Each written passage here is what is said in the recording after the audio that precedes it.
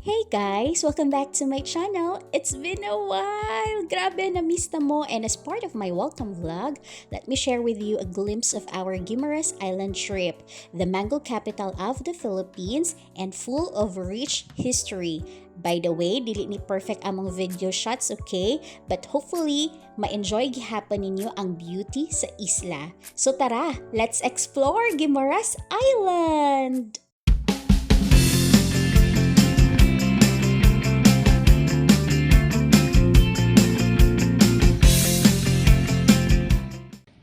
We started our day very early. So at 6:20 a.m. naanami sa Parola Wharf in Iloilo City. At 6:25 a.m. nilarga na ang Roro na among gisakyan from Iloilo City to Guimaras Island. So guys, 15 minutes lang ang travel to Guimaras Island. And just like that, niabot nami sa Municipality of Hordan. So guys, welcome to Guimaras Island! Ang next na mong gibuhat is gi-register na mo or gisulat na mong pangalan as guest dira sa kilid ka ng mga table. Then, ibaktas lang din mi gamay para maghulat sa among sundo. And now, officially nag-start na among tour. So at the end of this video guys, i-share na ko sa inyo kinsa among recommended na mag-tour sa Guimaras Island. Naay 5 municipalities si Guimaras Island: Buenavista, Hordan, Nueva Valencia, San Lorenzo ug Sibunag. Hordan is the capital municipality of Guimaras and serves as the main gateway for travelers coming from Iloilo City. Our next destination is the smallest plaza. So this is once recognized by the Guinness Book of World Records as the smallest plaza in the world. So it earned this title in the early 1990s because of its tiny size and the fact that it still functions as a public plaza. The plaza is only about 200 to 300 square meters.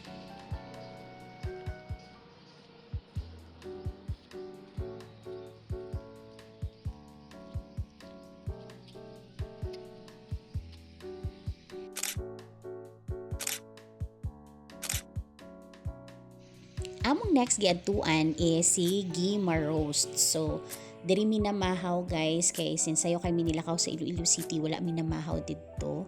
So, dali ra kay mi diri, wala ra mi nagdugay, igo lang jud mi ni kaon.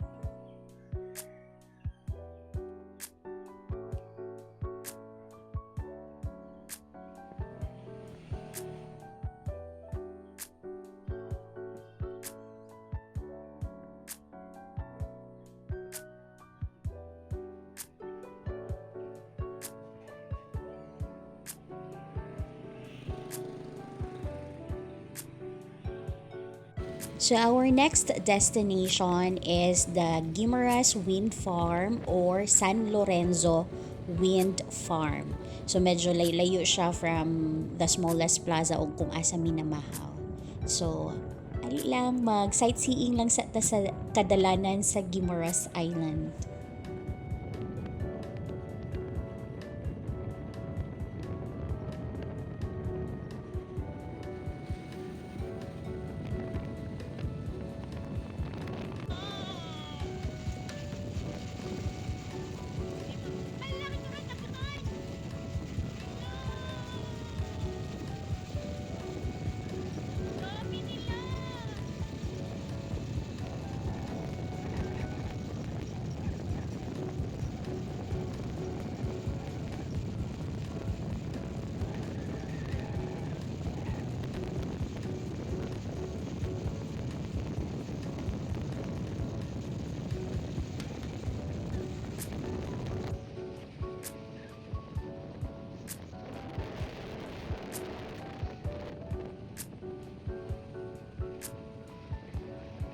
Memory po natin.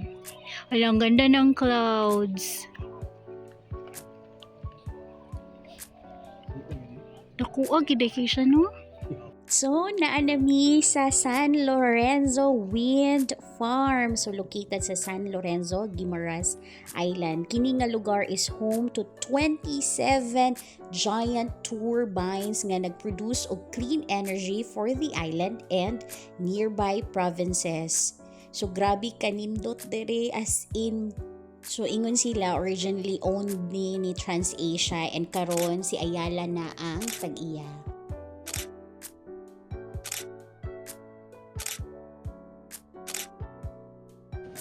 Our next stop is the man-made forest. So, along the road lang siya to Nueva Valencia. So, guys, wala day ko'y nakuha nga video pero na ako'y photos later ipakita sa inyo. So, while padulong ta dito, magchika tagamay. So, planted decades ago as part of a reforestation project. So, kini nga lugar is lined with tall mahogany trees, creating a peaceful green tunnel nga perfect kayo for a quick stop and photos.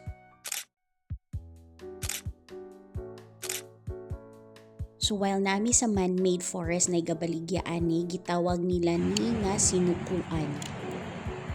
Oh, amazing. Pagka tumagal, ma'am, ganito rin tsura niya.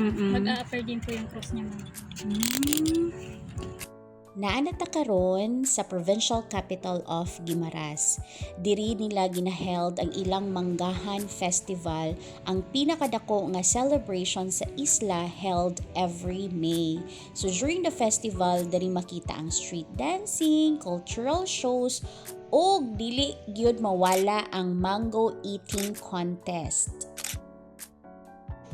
Among next giadtuan is kung asa mi maniudto. So naami karon sa The Mango Island Cafe. Same owner lang ni sila sa sikat diri nga kan-anan na The Pit Stop. So pareho lang ni sila na ay mango pizza ug diri pod naa sila'y mango lasagna.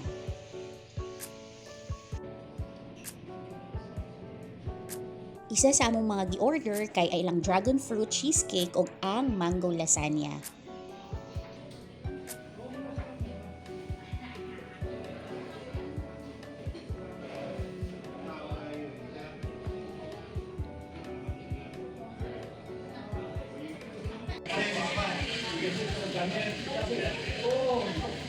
Kumusta po, sir? Ano po lasa? Char. Okay. Okay. Kung sa po niya akong model, oy, okay raman. May kayo. Namit kayo. Namit gid. Namit gid. Sige nga, isang malaking nga.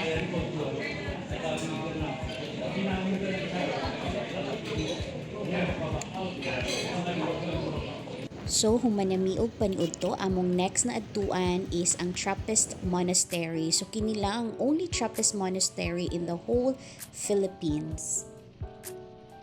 Harang. Dyan po sila naman malagi sa loob. So, bawal po kayo kumain. Baka may plano ka magmuha, ha? Wala Kaya pa hindi naman. ka nag-aasawa. Pilitin mo na yung ma'am, Dito sa labas. yung buhay dito sa So, kilid sa chapel, makita nimo ang bell na gihatag ni Cardinal Sin. The monastery is founded in 1972 by monks who live a life of prayer, silence, and simple living. So, peaceful kaayo ang lugar, perfect for reflection and quiet moment.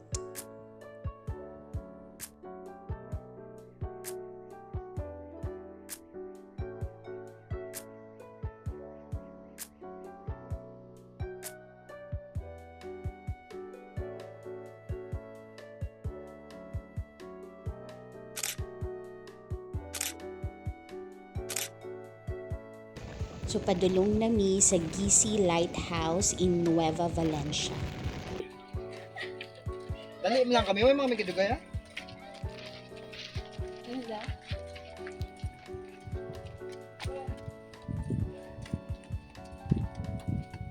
Ay, makikita niyo po parang may hugma na bundok dyan. Is part na po siya ng antique. So, pasulod nami sa Guisi Lighthouse. Ito, ang tawag dito is Guisi. Iniligay ng Guisi is punit po. Punit, gisi. So, welcome to the historic Guisi Lighthouse. Built in the 1890s during the Spanish colonial period, this old lighthouse once guided ships sailing through Panay Gulf and the Iloilo Strait. Gihimo ni siya gamit ang limestone o metal na imported from France. So bisan sobra na ni siya sa 100 years old, nagpabilin gihapon ng iyang ruins as a reminder of the island's history. So beside it, makita po nato tong puti kaganina, mao na to ang modern lighthouse na ginagamit karon.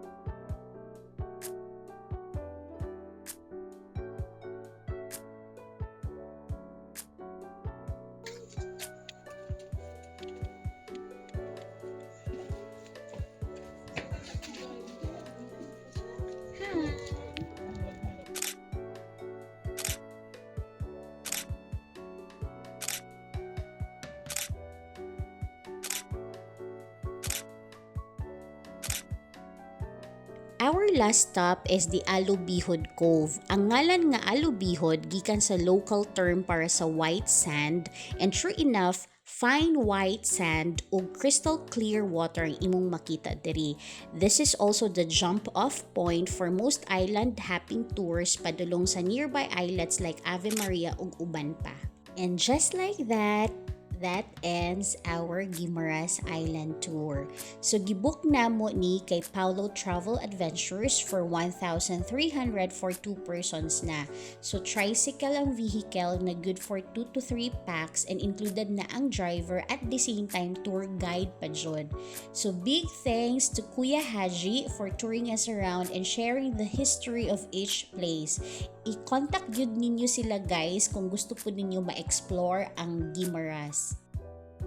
Sa una, mabasa ra o madungog na mo ang Guimaras sa history books. Karon nakaadto na jud mi. Salamat kaayo Lord sa imuhang kaayog. Salamat sa opportunity na makatunog mi ani nga lugar. So tinuod gyud nga warm and friendly ang mga tao, rich in culture sila. Wala mi ni kaon og fresh mangoes during the tour pero nagdala gyud mi pauli sa Davao and tinuod jud nga tamis kaayo ilahang mga mangga guys. So now we know why they are called the mango capital of the Philippines. So guys, watch out for our Iloilo City or Iloilo Heritage Tour nga vlog ug ang Gigantes Island vlog. So that's it. Thank you for watching. I'll see you next time. Amping. Bye!